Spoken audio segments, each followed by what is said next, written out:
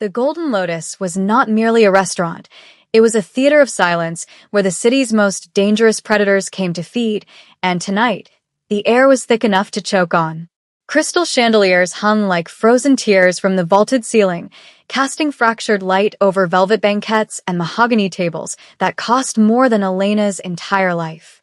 She stood by the service station, her hands trembling imperceptibly against the starch of her long black skirt, the red vest feeling like a target painted on her chest. She was 22, invisible, and trying to remain a ghost in a room full of people who made ghosts for a living. The maitre d', a man whose smile was as sharp and cold as a scalpel, snapped his fingers near her ear, the sound cracking like a whip. "Table 1, he whispered, the words hissing through his teeth. "The chairman is here. Do not make a sound unless spoken to. Do not look them in the eye. Pour. Bow. Vanish." Elena nodded, her throat too dry to manage a verbal response. She knew who sat at table 1. Everyone in the underworld knew the Park family, the royalty of the syndicate, the sharks that swam in the deepest, bloodiest waters. She picked up the heavy porcelain teapot, the ceramic biting into her palm. As she moved across the plush carpet, the ambient noise of the restaurant seemed to die away, sucked into the gravitational pull of the 3 men sitting in the center of the room. 2 bodyguards stood like marble statues in the periphery, but Elena's eyes, against her will, flickered to the man sitting to the right of the elderly chairman. He was the son, The heir. Jonah. He was 31 years of old, possessing a beauty that was almost offensive in its cruelty. His suit was tailored to a lethal perfection, outlining broad shoulders that held the tension of a coiled spring. He didn't sit, he presided. His eyes were dark voids, scanning the room not with interest, but with the boredom of a lion deciding which gazelle would die least painfully. As Elena approached, the scent of expensive cologne mixed with the metallic tang of something sharper, gun oil or perhaps just the aura of violence, assaulted her senses. She felt the heavy weight of her own history pressing against her spine, a secret she had buried under years of silence and feigned ignorance. Here, in the lion's den, she was just a waitress, just a body in a uniform. But as she neared the table, the shadows in the corners of the room seemed to stretch, reaching for her ankles. The memory hit her like a physical blow, a sudden fracture in the linear progression of the night. 7 years ago, the smell of rain on hot asphalt and the distinct, briny scent of the harbor in a city thousands of miles away. She was younger then, a child of circumstance, swept up into a household that was not her own, learning to survive in a language that did not match her skin. The orphanage had been cold, but the house she had served in was colder. She remembered the old woman who had taught her to speak, the cook who had hidden her from the angry men who came to collect debts. "Speak the old tongue, child," the cook had whispered, pressing a warm dumpling into her hand. "It is the language of the hearth. It commands respect from the elders. It is the code of the inner circle." Elena had learned the dialect of the southern provinces, a rough, guttural, yet affectionate way of speaking that was dying out, preserved only by the families who held onto the old traditions with iron grips. It was a dialect of fishermen and warlords, of people who understood honor as a currency more valuable than gold. She remembered the sound of waves crashing against the rocks, the feeling of hiding in the pantry while heavy boots stomped through the hallway. She remembered the fear of being discovered, the knowledge that her existence was a complication. Run, Elena. Run until the ocean stops you. And she had run. She had crossed oceans, changed her name, buried her voice, and hidden in the noise of the West. She had become nobody. She had become a waitress in a red vest, serving tea to men who would burn the world down for a perceived slight. But the past was not a place you left behind. It was a shadow sewn to your heels. Elena's hand shook as she reached the table. The steam from the teapot curled into the air, a white ribbon dancing between her and the monsters. She poured for Junho first. He did not move, did not acknowledge her presence, but she felt his awareness like a laser burned onto her skin. He was watching her reflection in the polished silver of his cutlery. She filled the cup with precision, stopping exactly at the rim, terrified that a single drop spilled would be her death sentence. Then she moved to the chairman. The old man looked frail, his skin like parchment paper stretched over brittle bone, but his eyes were alive with a terrifying intelligence. He was coughing, a wet, rattling sound that made the bodyguards tense. Junho leaned forward, his expression tightening, a flicker of genuine concern breaking through his mask of indifference. "Father," Junho said, his voice a low baritone that commanded the air around them. "We should leave. The air here is too dry for you. Sit," the chairman wheezed, waving a hand dismissively. "I am not a corpse yet. Let me eat in peace." Elena finished pouring the tea for the chairman. Her heart was hammering against her ribs, a frantic bird trapped in a cage. She needed to leave. She needed to vanish, as the maitre d' had said. But the chairman's cough worsened, a violent spasm that shook his thin frame. Instinct overrode survival. It was a muscle memory from that other life, from the nights spent tending to the old cook who had saved her. Without thinking, without processing the insanity of her actions, Elena placed the teapot down and reached for the glass of water, offering it to him with two hands, her head bowed low. And then she spoke. It wasn't English. It wasn't the standard formal language taught in universities. It was the dialect, the specific, rustic, rare dialect of the chairman's home village, a way of speaking that implied intimacy, deference, and a shared history of the blood-soaked soil of his birthplace. "Honored elder, please drink slowly, or the wind in your chest will become a storm," she said softly, the vowels flattening, the cadence rhythmic and lilting, a sound that belonged in a fishing village 40 years ago, not a luxury restaurant in the city. The silence that followed was absolute. It was violent. It was the sound of an executioner's blade pausing at the top of its arc. The clinking of silverware at nearby tables seemed to stop. The air conditioning hum vanished. Every guest within earshot, those who understood the language and those who merely felt the shift in atmospheric pressure, froze. The chairman's glass halted halfway to his lips. His hand, shaking moments before, went still. He slowly turned his head, looking up at the African-American waitress standing in her cheap uniform, his eyes wide with a shock that bordered on reverence. It was as if a ghost had just walked through the wall and spoken to him in the voice of his dead mother. But it was Junho's reaction that sucked the oxygen from the room. The young boss stood up. The movement was fluid and terrifyingly fast. His chair scraped against the floor, a harsh shriek that made 3 people at the next table jump. He didn't look at his father. He looked at Elena. His expression of boredom was gone, shattered into 1,000 pieces, replaced by a look of intense, predatory focus. His pupils were blown wide, black holes absorbing the light. He looked at her as if he were trying to solve a complex equation that had just insulted him. "What did you say?" Junho asked. His voice was quiet, but it carried the weight of a loaded gun. It wasn't a question. It was an interrogation. "Who taught you that tongue?" Elena realized what she had done. The blood drained from her face, leaving her lightheaded. She stepped back, clutching the serving tray to her chest like a shield. I apologize, sir. I didn't mean to." "You didn't mean to speak the dialect of the inner circle?" Junho stepped around the table, closing the distance between them. The bodyguards had hands inside their jackets. The entire restaurant was watching, breath held. "That is not a language one picks up from television. That is the tongue of my father's village. A village that no longer exists."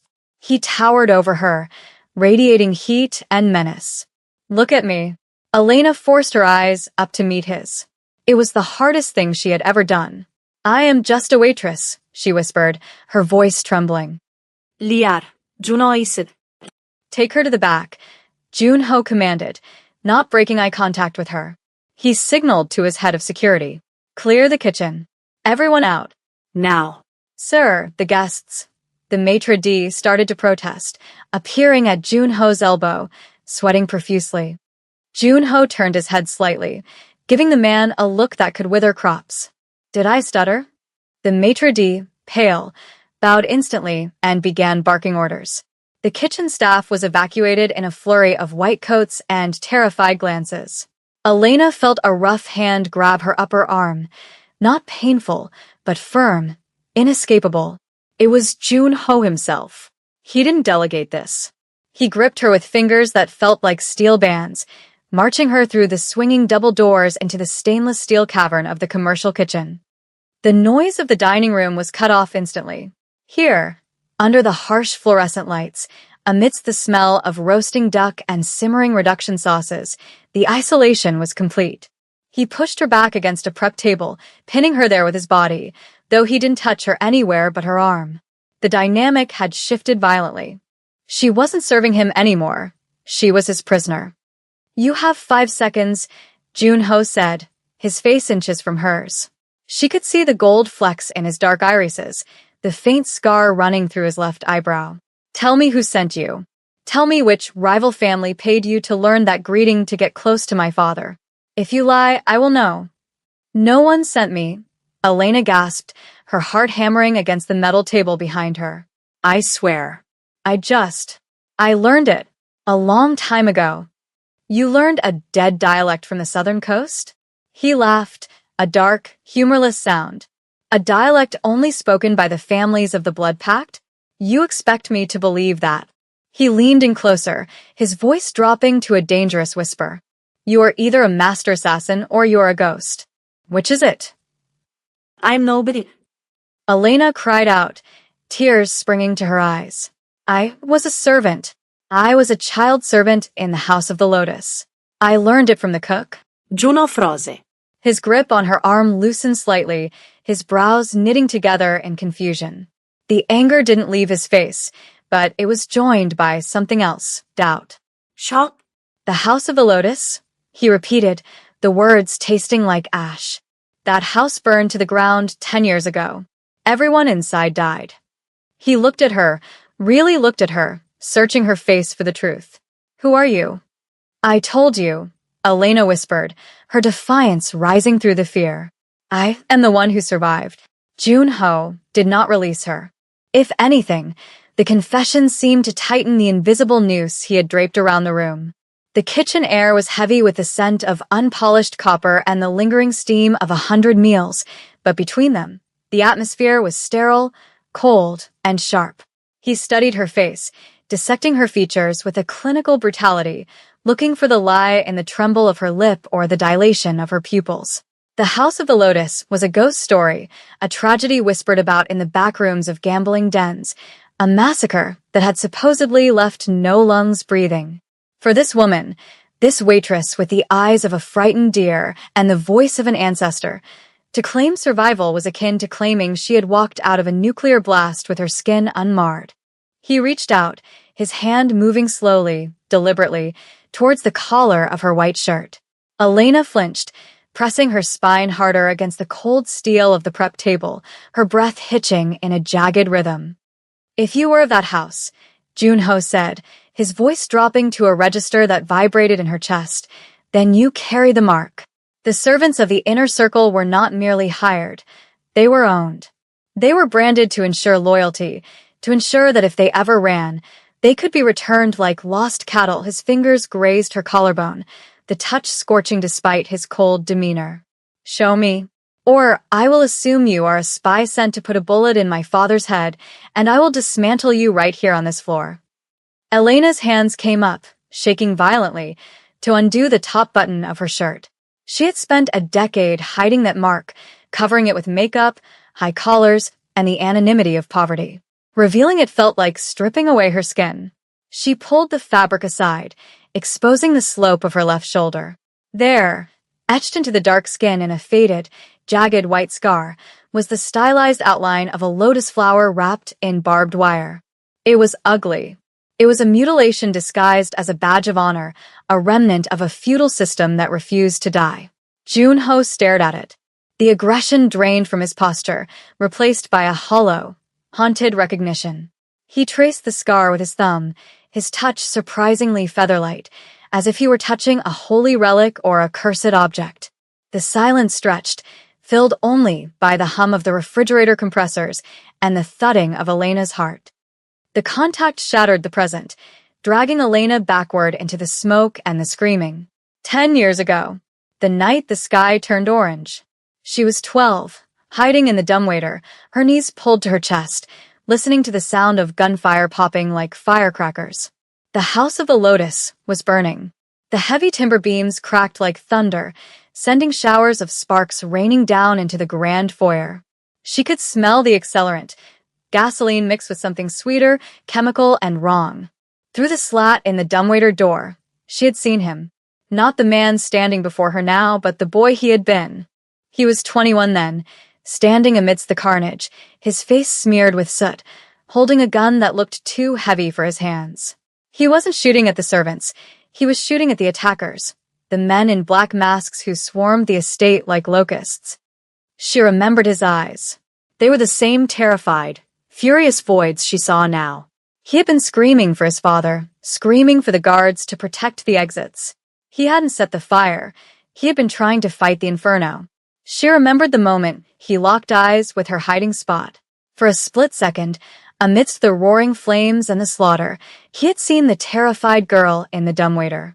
And he had turned away.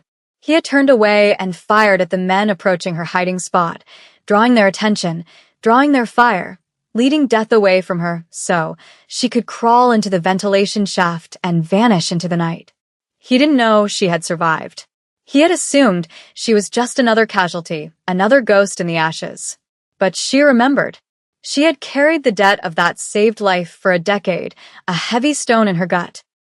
"It is real," Jun-ho whispered, the words sounding foreign in his own mouth. He stepped back, the predator finally retreating, leaving behind a man who looked suddenly unmoored. "You are the girl from the pantry. The one the cook called Little Shadow." Elena pulled her shirt closed, her fingers fumbling with a button. "I am Elena now. That girl died in the fire." "No one leaves the life," Jun-ho said, his voice hardening again, the vulnerability vanishing behind his iron mask. "You think you can serve tea to the very people who burned your home and remain anonymous? Fate does not allow for such coincidences." He ran a hand through his hair, pacing the narrow aisle between the stoves. "My father. He thinks he saw a spirit. If he knows you are alive, he will want to keep you. He believes in omens. He believes you are a sign that the old power is returning." "I don't want to be a sign," Elena pleaded, stepping away from the table. "I just want to go home. Please. I won't say anything. I'll leave the city." "You will go nowhere," Jun-ho snapped, spinning to face her. "Do you understand the danger you are in? If my enemies find out a survivor of the Lotus exists, they will hunt you down to finish what they started. You are a loose end. You are a witness to the night the truce was broken." Before Elena could respond, the heavy steel doors of the kitchen burst open. It wasn't the maitre d'. It wasn't the staff. It was a man in a waiter's uniform, but the fit was wrong, too tight across the chest, and his movements were too precise. In his hand was a silenced pistol. The world slowed down. The assassin raised the weapon, aiming not at Jun-ho, but at the easy target, the witness. Elena saw the barrel rise, a black tunnel of infinite depth. She didn't think, she moved. The instinct that had kept her alive in the orphanage, in the streets, kicked in. She grabbed a heavy cast-iron skillet from the drying rack and swung it with every ounce of hysterical strength she possessed. The skillet connected with the assassin's wrist with a sickening crunch of bone. The gun clattered across the tiled floor, sliding under the commercial oven. The assassin let out a grunt of pain, not a scream. He was a professional and lunged for her, drawing a knife from his belt with his other hand. Jun-ho was already in motion. He didn't shout. He didn't waste oxygen. He was a blur of violence. He intercepted the assassin, driving his shoulder into the man's chest, lifting him off his feet and slamming him into the dishwashing station. Plates shattered, a cacophony of ceramic destruction. The assassin slashed wildly, the knife catching Jun-ho's sleeve, slicing through the expensive fabric and drawing a line of blood across his forearm. Jun-ho didn't even flinch. He grabbed the man's hair and slammed his head against the stainless steel counter once, twice, 3 times, until the man went limp and slid to the floor like a puppet with cut strings. Jun-ho stood over the body, his chest heaving, blood dripping from his arm onto the white tiles. He looked at Elena. There was no judgment now, only a terrifying intensity. "They are here," he said, his voice calm, contrasting the violence of the room. "They found us." "The chairman," Elena gasped, the realization hitting her. He's still out there. Stay here, Junho ordered, pulling a handgun from a holster at the small of his back that she hadn't even noticed. No. Elena grabbed his uninjured arm. The front is a kill zone. If they are in the kitchen, they have the front doors covered. There's a service corridor behind the wine cellar. It leads to the alley. It's the only way out where they won't see us. Junho looked at her, weighing her worth against her risk. He made a decision. Lead. They burst out of the kitchen, not into the dining room, but into the narrow hallway that connected the back of the house. The sounds of panic were already filtering through the walls, screams, the crash of overturned tables, the distinct bark of unsilenced gunfire.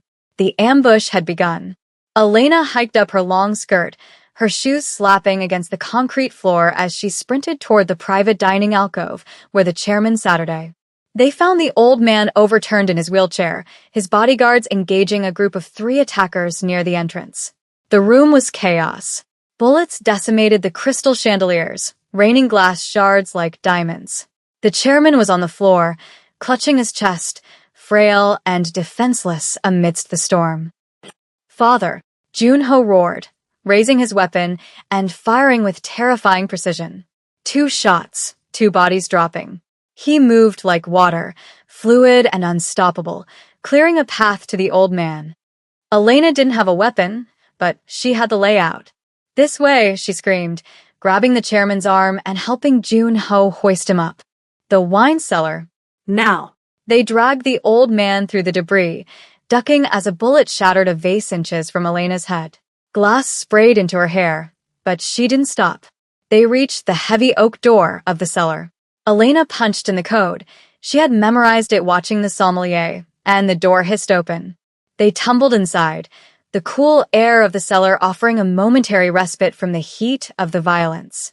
Junho slammed the door and shot the electronic lock, sealing it fused. The tunnel, Elena panted, pointing to a rack of vintage reds. Behind the 1982 crates. It's an old Prohibition tunnel. It comes out 2 blocks east. Junho looked at her, his eyes blazing in the dim light. He was bleeding, his suit ruined, his life in tatters, but he looked at her as if she were the only solid thing in a disintegrating world. You are full of secrets, little shadow, he murmured. He didn't wait for a response. He kicked the crates aside, revealing the dark, damp opening of the tunnel. He hoisted his father onto his back, the old man groaning in pain. Move, Junho commanded Elena. You go first. If there is a trap, you trigger it. Charming, she spat back, adrenaline overriding her fear. Practical, he corrected. But as she climbed into the darkness, she felt his hand on her back, a steadying, protective weight. I will be right behind you. Do not stop. Do not look back. If you fall, I will carry you. The tunnel was damp, smelling of mold and earth, a stark contrast to the sterile luxury above. They emerged minutes later into a grimy alleyway, the sounds of sirens wailing in the distance, closing in on the restaurant. Rain had started to fall, washing away the blood on Junho's arm, mixing with the soot on Elena's face. A black sedan screeched around the corner, Junho's extraction team. The back door flew open. Junho practically threw his father inside, then turned to Elena. She stood in the rain, shivering, her red vest dark with water, her white shirt clinging to her skin.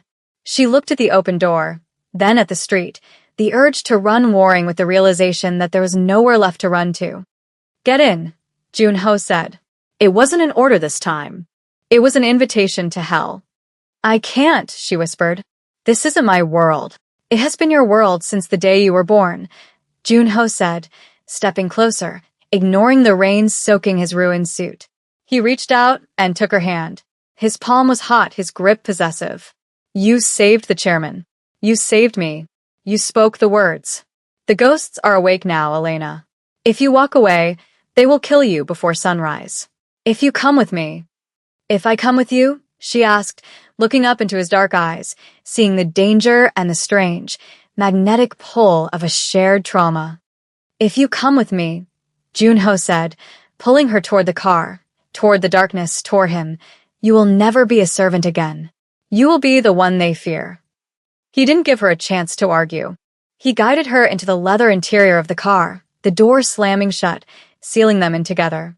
As the car sped away, merging into the city traffic, disappearing into the sea of lights, Junho didn't let go of her hand. He sat in the darkness, watching her, the enemies to lovers dynamic shifting into something far more complex, far more dangerous. The waitress was gone. The survivor had returned. And the king of the underworld had just found his queen in the wreckage.